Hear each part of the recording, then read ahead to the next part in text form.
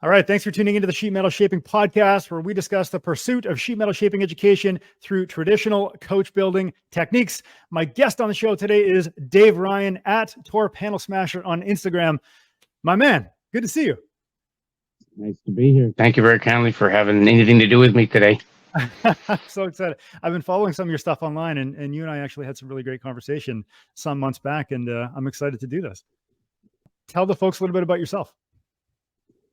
Let's see. I've been at the trade for 40 years this year. I got my apprenticeship working on Morgans and Rolls-Royce and Bentley, and these are old ones. These weren't new vehicles. Other than the Morgans, we used to take all the brand new Morgans in from the UK, and we'd have to put the 5-mile-an-hour bumpers on them and all the lights and everything because they had to be kind of a North Americanized. So they had already been making these before, so we had to make certain plates and put on shock absorbers and so the shocks would stick out. It kind of desecrated the poor vehicle, and you can see them still on the road. As a matter of fact, I went to a Concours d'Elegance back, I don't know, a few years ago here. Well, this would have been before you know what, and there was one of the cars that I actually worked on because it was 1987. So I said, "Hey, I worked on this car." So it's like, no kidding. Anyways, cool. So so I did that. I don't know how much history you want here. Yeah. So, I mean, like you said, that was your first mentor. So you learned from him. He showed you how to use the tools. He showed you what to do, what not to do. How did that look, and how did that feel? Good. He was an old English guy. He had come over from the UK in 51 or 52.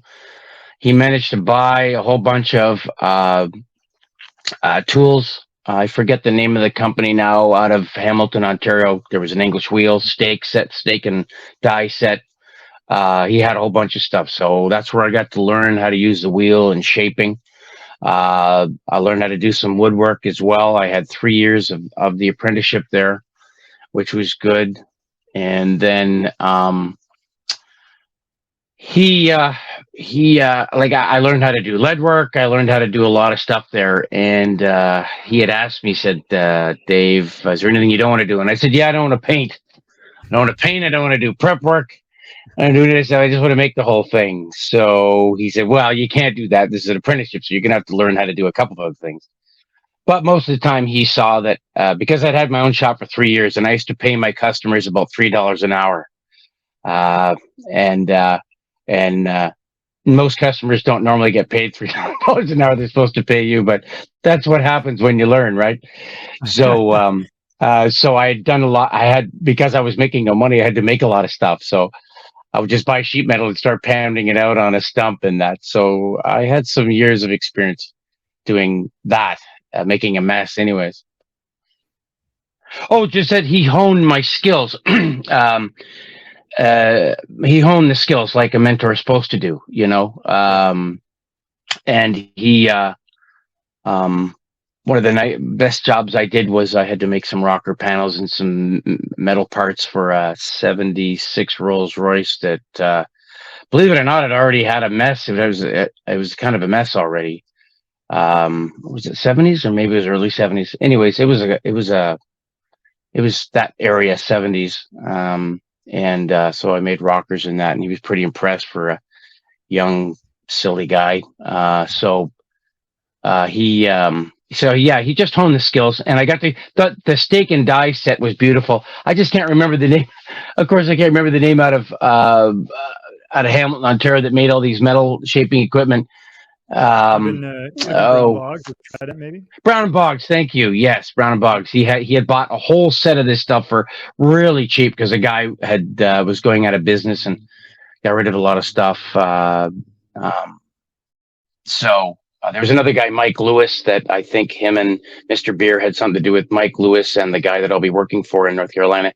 They used to keep in touch.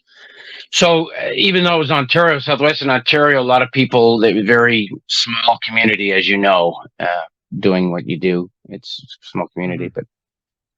Yeah. How do you think the industry, before we jump into maybe some how-tos on how you're making panels and what you're working on, how do you think the industry has evolved from, 50 years ago or 100 years ago, back in the days of hand-built Duesenbergs and hand-built everything to current times. You had a lot of metal shapers coming out of the after the First World War.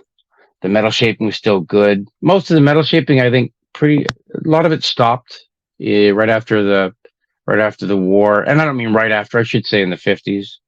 You had hot rod shops. A lot of those old guys ended up going to that had been working on these Duesenbergs, went to the hot rod shops. At least this is what I was told. And I'm thinking California. I don't know about the rest of the world. It was different in Europe, but even over my lifetime, I've seen it change. A lot of younger people like yourself are getting into this stuff. And because of the internet, of course, and this has been told to you probably a bunch of times, is that the internet has changed everything that way. We used to have a little paper in Chatham, Ontario called the Triad. It was all across Ontario. It may have been all across Canada. And if you wanted to buy tools or anything, you had to look there. And that's where I found that power hammer I bought. When I bought that power hammer, it's maybe about 1910 power hammer. And I bought that for $2,300. And you couldn't buy that for $2,300 anymore. And I still had to do a lot of work to it. The guy, Matt Hott up in Edmonton, like I said, him and his father did a lot of work and helped me restore it. But what I'm saying is that a lot of those machines should have been all melted down for the war and were saved. So we're seeing what was saved and what wasn't. And now, of course, you have Hans making the new ones down in the place where I'll be working, Pettingale Machine Co. He's making a lot of the new ones now, which is good. So you've seen the industry kind of uplift itself, the interest. All you need to do is show somebody young, mostly young guys, but there's some gals into it as well. Show them the extreme, because everything's extreme still today. Show them what the hammer can do or what the wheel can do in the shaping. And I was a wheel guy before, and then when I went to RM, it was mostly power hammer. They had a power hammer there, and I slowly got used to it. And then, of course, we had to call in Fay Butler, and he's another. You could say he's kind of a mentor as well. I would call him on a lot of things, but even he'll tell you the shaping has changed over the years. Just more younger people getting involved, and a lot of the older guys gone. This industry is tough on you. Remember, a lot of us were all body men. You know what I mean? We're just like body guys. And we used to do Bondo work, and we'd weld a patch on, and we'd do all that stuff. And a lot of the new guys getting in today are all machinists. There are a lot of machinists getting into it. So they make their own dies. They make their own parts. It's different. We're all collision guys and body shop. Like I have my body license. It's a B210. It's a frame technician, but it's mostly just a body license. So you can actually, make a patch and weld it on without it falling off. Right. So, but let's switch gears and talk about what you're working on today. Do you have any active projects that you're currently tackling? Yeah, this 1937 cord aero-coup that I've been doing. I can't show you any photos because the guy, he's one of those guys that doesn't want anything shown. So I've been doing that for the last 6 years. I'm just in the midst of finishing it up by the end of the month. I'm just doing the body in white. But it is a unit body vehicle, and we had to engineer a lot of the stuff. He gave me a 3D printed model, which is 1/5 scale. We had to iron out a lot of things because when you do something even 1/5 scale, it doesn't have all the detail. And of course, as you scale it up, the detail changes everything, right? So that's what's happened. He made a buck for me, and then I just went from there, and then I had to do everything else. So I've been doing that. It's made like you could say like a 50s, 60s style car. It's because the cords are front wheel drive and unit body. It's just like a conventional car today, where you've got the subframe, and it's like 8 bolts, whatever, the whole front, and the whole front, including the transmission and motor, just pop right out, and now you're left with the unit body or the platform. So I had to make the platform, and then had to make the body, and then I had to marry the two, and it was tough because he had widened the car, he had lengthened the car. It's an aero-coup, so it's got that nice sleek back to it. Yeah. So it's really nice. It's a really nice. It's a real nice design. And but that's what I've been working on for the last 6 years, and I have probably 13,000 hours into this thing. So yeah, and I'm just doing this by myself. Oh That's my it. gosh. Yeah, maybe 13,000. even more hours. Yes. And you're saying that you're in a trailer right now on a horse farm. This person has hired you to come and work exclusively for him. Right. Right. So, so this would be the second time I was commissioned to do something. So, the first time I was in London, a gentleman had asked me to restore his 37 Hudson, a guy named Headley Bennett. And so I did that for a year and a half. And then after that, I went to RM. But this one here, I had my shop in Calgary. And the guy said, look, why don't you, this is what I want. He flew me out here in February of 15. I looked at the drawings and what he wanted to do. And I said, okay, fine. So I came out for 4 months, the last 4 months of 15. And I was just living in one of his trailers that he had, not this particular one. So then I went back to Calgary, finished up 3 cars that I had to finish over a year period, got them done, working crazy hours again. Then I moved here, and he had this, it's a 30-foot fifth wheel that I live in.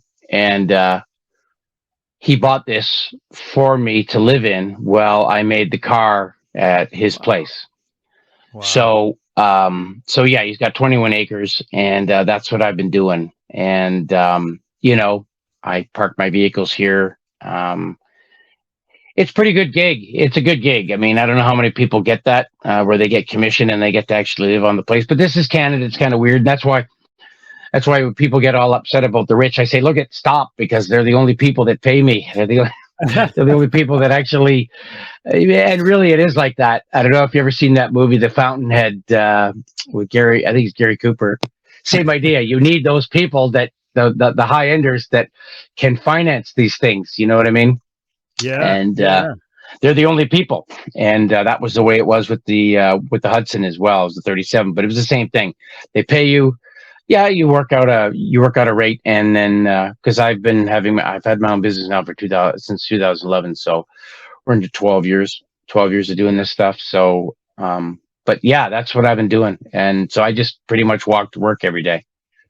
I love it. So let's talk about cost. So for somebody who's very they have an eccentricity about a particular vehicle, or somebody really really loves a certain kind of vehicle. I mean, there has to be a value there for that person in order to restore that vehicle, I would assume. Is that how this works?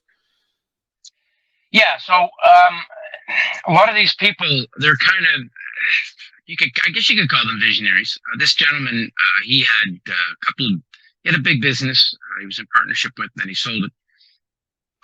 And he went through a couple of rough patches, but while I've been here, but because of what he does for a living, or what he did, his business, he had to hire all creative people. So the thing about us creatives are, and this was the problem at RM as well, we're just not the easiest people to get along with. I mean, yes, in life, but I mean, when it comes down to certain types of the kind of work you need done or whatever. And don't get me wrong, it's always a learning process, but creatives, as you always see on even if you know them, people like yourself, creatives, we're just a different batch. And we think with the other side of our brain, where people don't all the time. We see things usually in 3 dimensions, like I do. I see everything in 3 dimensions. So this gentleman recognized that. He had been working with those people, so he already knew there was going to be some oddballs. So he had this idea to make his own car, what he had wanted. And he had been a Cord guy, and he'd fixed vehicles. He'd always had his own vehicles out here in this area.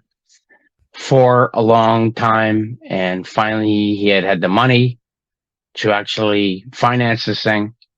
So he needed somebody in Canada that could build it, because he would have had to go to the States, and of course the exchanges would kill him. So so he found out about me through a customer of mine, and this guy was a cord guy as well, and said, look at, would you be interested in coming and making this for me? We had anticipated it was only going to be a couple of few years, but then when we found out, or I found out exactly what he really wanted, and that I was working by myself. And don't get me wrong, there's a couple guys at the shop that are highly skilled. One of them, for sure. And, they've helped me out on a few things. But most of it, I'd say 98% of it's been done by myself. And I'm not patting myself on the back. It's just that was the deal. That was the deal. I was to make the car. And I tried to bring a couple people in. He's like, no, you just finish it yourself. So you get the damn thing done, right? But no, he had no problem. So the problem with when you do everything yourself, you're doing all the litsy bitsy small things that just kind of drive you crazy, the nickel and dime stuff, which I'm doing right this minute now and finishing up the car so we can get out of here. But he put the money into it, and then he's probably got close to, well, let's see, 13,000 hours. It's not $100 an hour. I'm a lot less than that because I'm working at his place. So he's probably got about close to $1 million into the thing already, or close to that. Probably 6 to 8, maybe 800,000 into the thing. Yeah. And that's just me fabricating just the body. I mean, I'm just doing the platform, the body, no mechanicals. I mean, I've made allowances for it. We've had to, put the rear suspension on things. I had to do everything. I had to make every part of it. There's no part that wasn't touched on the car. So, but yeah, it's all money. He's got the money now. Let's talk about making parts. So I kind of like to use the example because people are familiar with it, of like a 1930s Ford. If you were going to make a front fender or a rear fender, let's talk about maybe how you would break that up and how long it would take. So if somebody came to you and said, Dave, please make me a fender for my 32 Ford, how would you size that project up and where would you start? Yeah, I haven't done a 32 Ford. I've done a lot of other things, but normally the process would be just to say, well, do you have one? Well, yes or no. And if you do have one, well, then you can actually make some templates. Most of the time I repair the fender if there's anything, or maybe I'll just, if I need to make a template, I'll repair parts. Most of the time when you need a new fender, either you don't have one or it's so crumpled up in a mess that, you can't use it. So if you have that and you have a right side and you need a left side, well, then of course you can use the right side and then just mirror it. And to go about that, you make the template. The way I make templates is with the plastic. Some guys like to use the paper. I make it. The thing about when you use plastic or paper, I use a lot of, because this is steel, I'll use the small little magnets. And what you do is you don't make too many you don't make any cuts. You just bunch the paper up, or you bunch the plastic up. That'll show you where to shrink. And if you need to stretch, what you'll do is you'll have to cut certain areas to stretch. So what I'll do is break the fender up usually into about 3 parts, sometimes 4, depending. You'll have the front, sometimes the center, and then the rear. Sometimes you can do, depending on how skilled you are, you can break that long from the front to the rear. You can break that up into 2 pieces instead of 3. And that includes the outer lip and everything, all done in one piece, right? A lot of guys like to break that up into different pieces. They'll make the whole edge going all the way around for the lip, for the fender lip, because there's a swage on it or something like that. Like I did a fair bit of those Auburn Boattail fenders, same thing. But so it depends on your skill level of how many places to break it up. So if you're highly skilled, most of those things can be done in 3 pieces. Gotcha. Like a 32, and then you do the inside piece that would be close to the hood or the bonnet. You do that in 1 piece. A lot of it's figuring out when you go about that is where your seams are going to be. That's a big one. You'd make so you just have to figure whether areas are spot welded, or whether they're butt welded. If you're going to be using any lead, if you're going to be metal finishing it, planishing it, things like that. Then of course you'd make your pieces, you'd make a buck for it, egg crate, perhaps. Some guys like to use a wire to make a buck. But you're going to bucks take a while to make. Most of the time you just make them. I just usually make a buck out of particle board. That'll work for me because you can grind it easy here and there. What's an egg crate buck? I've never heard of this egg crate buck. Oh, the egg crate, just squares. Egg crate meaning right, yeah, for the audience. So it's just egg crate meaning squares. That's all. So what I'll do is I'll position the stations every usually 6 to 8 inches apart, depending on how much detail there is. Some guys make them out of steel. I've seen guys make them out of steel. But the buck is to look like just like I said, kind of the cross, right? Okay, you're talking like your typical MDF buck, that kind of thing. Sure, yeah. And some people have them made out of fiberglass for them. Sometimes it just depends on how much detail you need. Sometimes you want to get into certain areas with a lot of detail. You want to grind out, take a piece of wood and grind that out to the right radius, just because that's got a lot of detail. Most of the time, depending on your skill level, you don't need a lot of that, other than with a lot of curves. You mentioned something earlier about a plastic pattern. You were talking paper versus plastic. What type of plastic are you using and why? Just a 6 mil vapor barrier is what I've been using, just because I can see through it. That's what I like to use. A lot of guys like Fay Butler was the one that showed most of us how to use the paper. I decided, because I was watching the upholstery guy one day and he was using this vapor barrier, and I thought, well, that's a hell of an idea. That's what I'll use. So I started using that. You can draw on it. You can do everything you want to it. You can put your numbers down on it. The plastic, normally what you'll do is you'll lay the plastic over like you would the paper, and you'll see where you have to stretch it or where you have to bunch it up. And like I was explaining earlier, you'll see what the what the panel has, whether you have to shrink or stretch in those areas. I don't have a machine here to show you, but I use a power hammer. So if I have to do any linear stretching, it'll show you all that stuff. It'll show you the shrinking.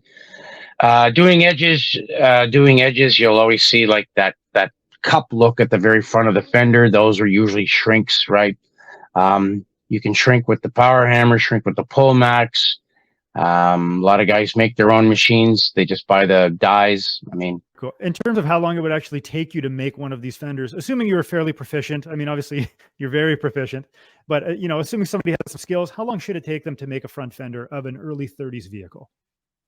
Well, I could take you up to a good week, sometimes 2 weeks, depending on how much detail there is in there and how nice you want it. Sometimes it's taken me, I remember I had to make a front fenders for Tabalago, one of those Fagoni Falashi cars. Yeah. Those 2 fenders took me a month. They were like 11 feet long. It was crazy. So, it takes a long time, depending. Now, you get people that make those every day. They can have those things down to like a week sometimes, if you already know what you're doing back and forth. It's the type of fender, you know what I mean? And so I would say, depending if you're, like high-end professional, probably won't take you long. Maybe at most, maybe a week and a half, 2 weeks, probably. To smash out one of those things. And doing the same car twice, I've never done that, believe it or not. Everything seems to be different all the time. It would be nice if you could make, like, it takes me, the only thing That took me, the same thing that I did was the cord rocker panels and the step sills for the cord cabriolet, which is a 2-door, and the 4 doors. And I got those down to like 11 hours for a pair. And I mean, you're moving your butt. Yeah. The rocker panels would take you roughly anywhere from the whole setup. You're probably into about you're talking about 3 days making those. So, and that's 2 rocker panels made in one piece, either side, about 3 days, and you're moving your butt. So if I was to make fenders, the same fender all the time, you could dial it down to a good week and you'd have a set of those things probably done in a week if you knew exactly what you were doing. Because remember, there's a wire edge that has to be put in those. You have to make allowances. There might be some spot weldings. You want to make sure you have all the right tools, right? You got a spot weld, you want a good spot welder, want a good TIG welder, it depends if you're doing it by torch. You have a good torch, depending on the material you're making, steel or aluminum too. So there's a lot of variables, but yeah, about a year, I'd say about a week and a half or so to do those, week and a half. Let's jump into tools. So you mentioned tools there. You're very proficient with the power hammer. Seems like there's a big divide in the sheet metal community. Either you're a wheel guy or you're a power hammer guy. Why is this divide so prevalent? Why is this?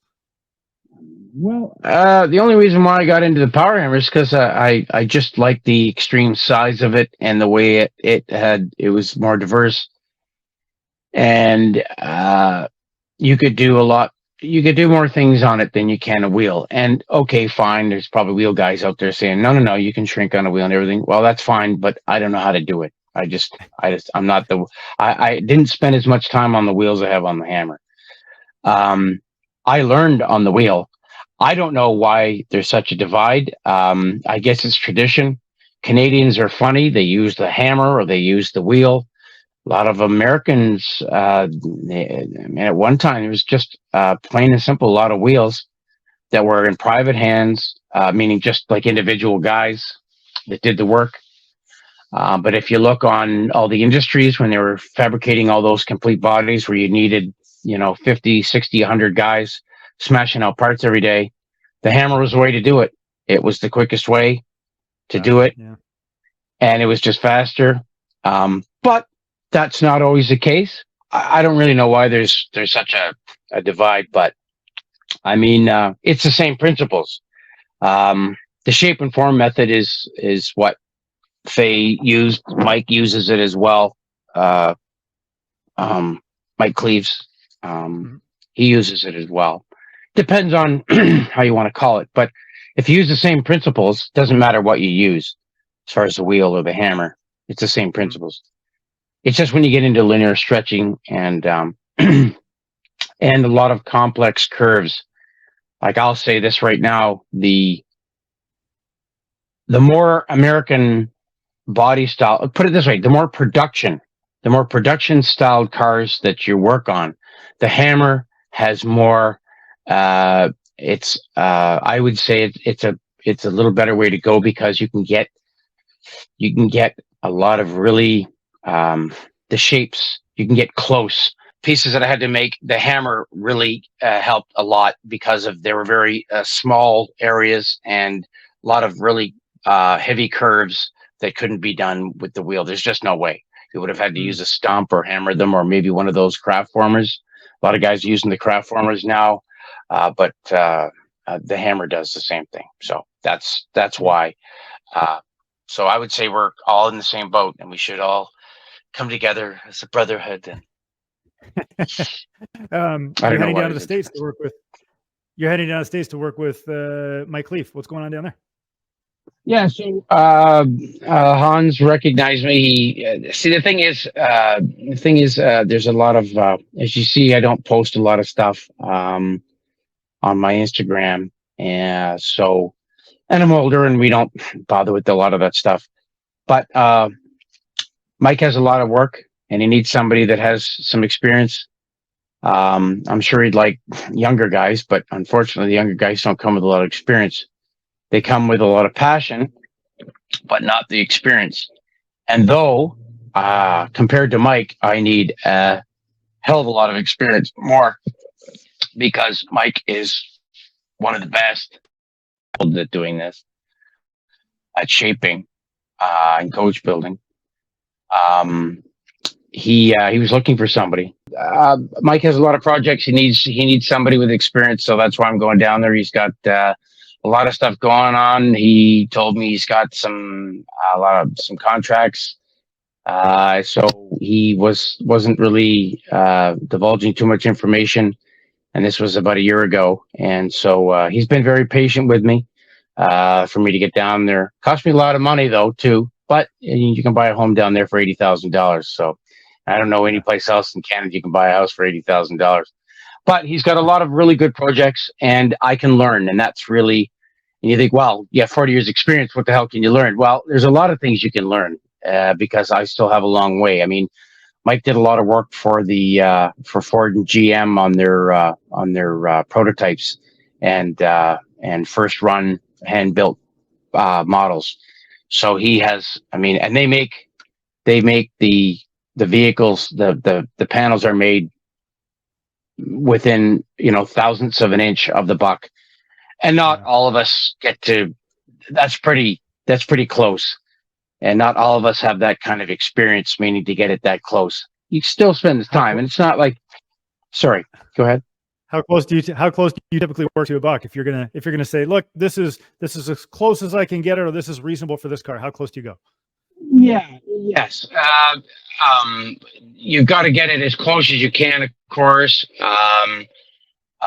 You bring it as close as you can, but sometimes it's not as tight as you'd like it, but no one's going to really notice because you're only, you're not that far away.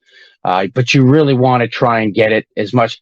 There are certain things like over the years that you learn that you can kind of get away with and what you can't. And I don't mean get away with it like you're charging too much money or anything. I just mean there are certain things that you can, that aren't as important in certain areas. But when you're doing to a buck, you'd like to get it as close as you can. And if you can't, like you'll find this stuff out. I've helped guys online. You'll see a great big gap. Well, it's touching on the end, but it's not touching on the top. Well, you better open it back up and get that top sorted, because that's the thing about when you use the hammer, even the wheel, you can trap yourself. So for example, making a pillar, like I had to make the A pillar sections, like the door jamb parts. Well, that's a process of pre-stretching and then you have to flip the edge one way, and that's a linear stretch. Then you have to flip it the other way, and that's a shrink. So you have to make sure that you when you're using that buck, that it fits really, really, really well and tight. That will be the secret. But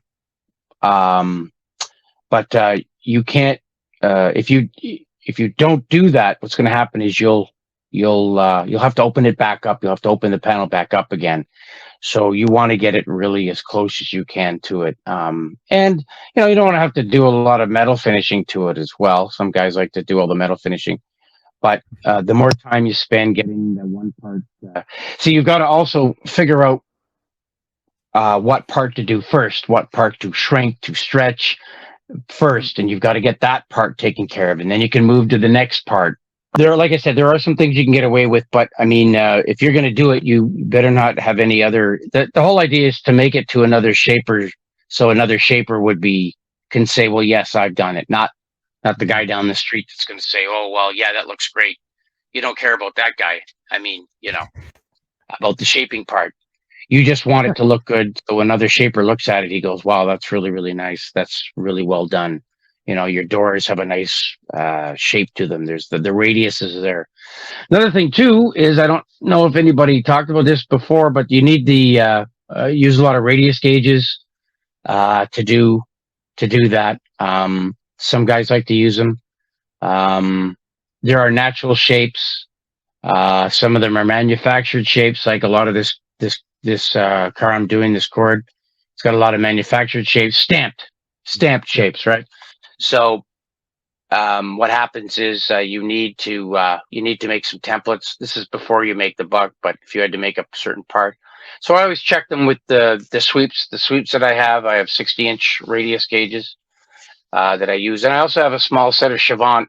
I think they're maybe about most maybe about a foot long. The longest ones, they're all in millimeters though, because I don't think you can get inches anymore. But they those will help. Any kind of gauge or a shape. I think there's what's that one with the needles that move, Yep, so you I can know what get you mean. the Profile gauge. yeah. I mean, profile gauge, any of that kind of stuff. The profile gauge I use is the one that I bought from Fay Butler. Just kind of gives you your 1 inch radius, 1.5, 1.25, 1.50 to 3, 4, 6, 12, 24, and 36. Those are just a quick check. You know, you just put it up to the vehicle, see what it is. You need these things for you to know exactly what you're making. It's it's important, all that stuff, to be able to figure out, like I said, what shape to put in first. You know what I mean? When you're fabbing up, let's say you're fabbing up that front fender, on that Ford, your top section's always the first one that you have to get. That top section, how flat it is, if there's a slight radius, because you have to know your radius is what I'll say north and south and left to right, east to west, or you need to know your shapes left to right, north, south, east, west. You need to know all that stuff. And you need to know like what shape to put in first. And when you've got that, then you can like I said, the template will show you all that, but it's got to sit right on that buck. And first things first, right? So and that's the thing. Working for Mike is going to be an opportunity. I mean, I've already, like, even just working for RM for those 10 years and having a car that went to Pebble Beach and won that 31 Daimler double 650 that I was part of the team on. That's a dream come true. And this is another dream come true. So I've been pretty lucky so far in my life that way, to get commissions and being able to work with some of the top people in the world, as far as I'm concerned, in the shaping realm. And, you know, my dad was a salesman. My mom was a secretary. You know what I mean? Like, we had no tools at home. My dad maybe changed a light bulb. My mom was like, here's a screwdriver. Go fix that thing. Because my mom was my mom's the McGarry side of the family, and they were all like doers. And that was my grandfather. He was a millwright. I mean, I still have some of his tools. So yeah. What are we talking about education? So as we wind this down, where do you think the best place is for people who are new to the craft or have intermediate level of experience? Where's the best place for them to learn?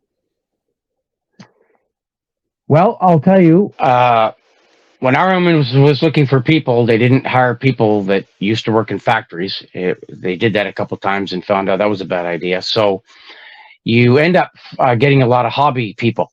Hobby people are good. So if you start doing all that stuff at home, that's cool. The Wyotech thing, that's pretty good. It's not cheap. It's kind of expensive. There's a place in Lloydminster that does that. I went up and did a seminar one time up there, me and Matt Hott, and I would say just keep trying at home. Watch the videos.